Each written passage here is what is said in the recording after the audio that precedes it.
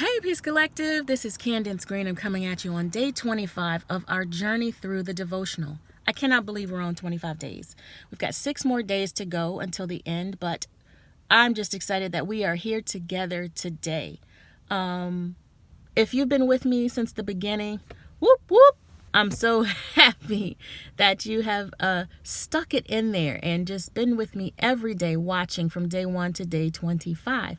If not, please don't worry about it. You watch it when God says it's time. It's all on my website, cherishflight.com, and click on Journey Through the Devotional. You'll be able to see every single video from day 1 to day 25 right there. I'm just so overwhelmed with God's graciousness that He chose me to bring these messages to you, and that they are resonating with you, that you're sharing them, and that they are speaking to your heart. So today on day 25, I want us to dive in, but before we get there, I do want us to do our breathing exercises. So let's close our eyes. We're going to inhale peace and exhale fear. Inhale peace, exhale anxiety. Inhale peace and exhale stress. I know you've been hearing some cars go by.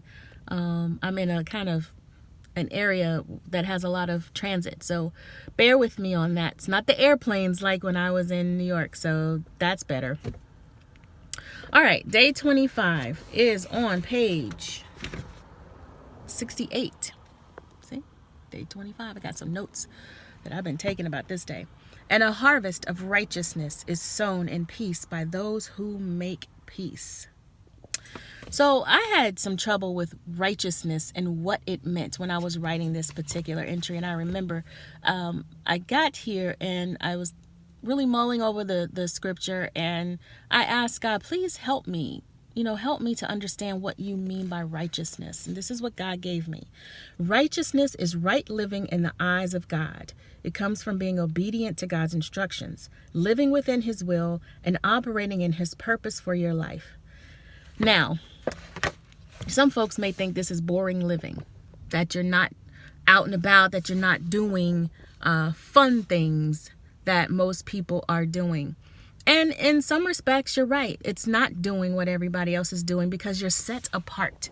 You are set apart from everyone else because you are living righteously. You're living for God. You are operating in the purpose God has for your life. And that means sometimes that you're not going to that party. That means you're not hanging with those folks. That means you're not having those conversations. But it does mean that you are operating in the lane that God needs you to operate within. What does that mean? That means you are doing what God has you to do. That means God is putting you in situations and around people and in circumstances that will work for the kingdom.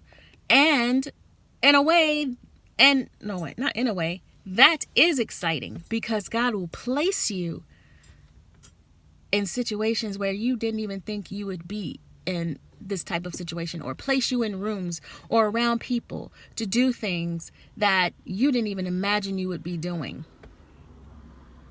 So that is exciting.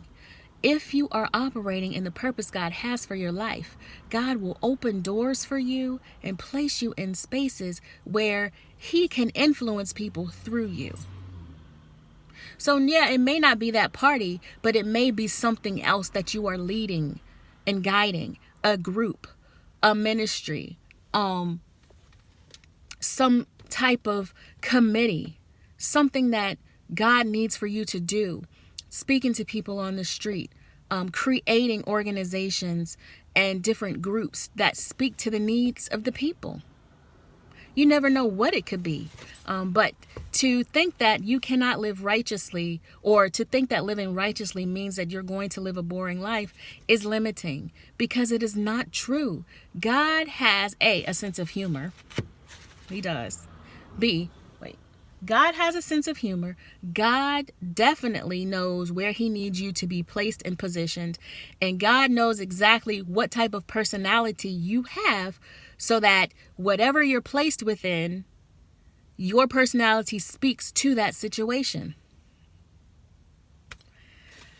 God knows us from this little hair, these little gray hairs right here.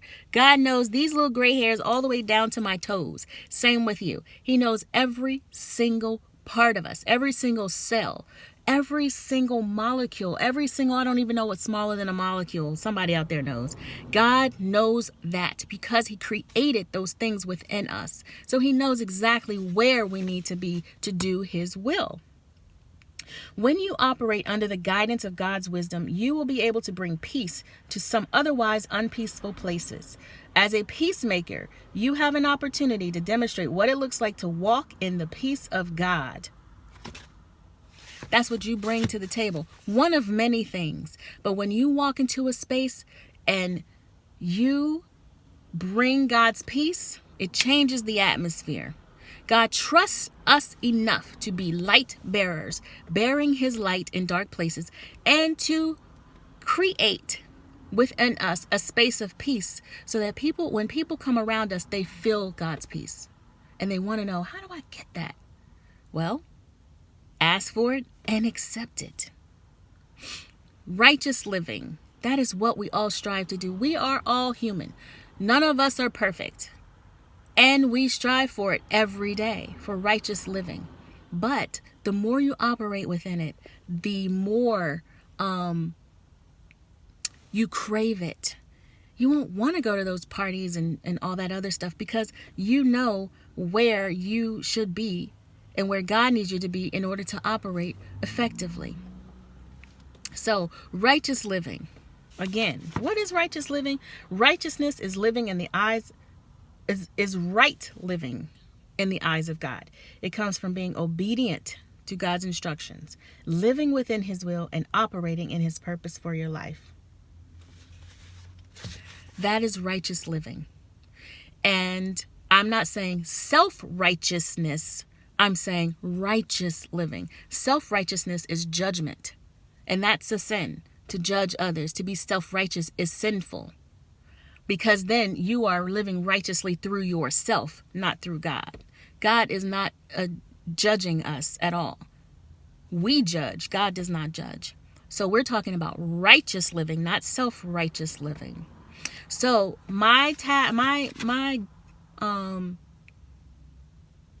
what I want you to do today is really think about, how can you live righteously? What can you do? What little changes can you make to live righteously within God's will and obedience to what he wants you to do? Once you make up your mind to live righteously, then everything follows suit.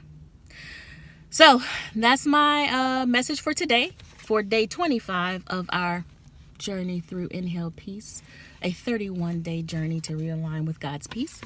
If you don't have a copy of the book, again, go to my website, cherishedflight.com, click on CF Shop.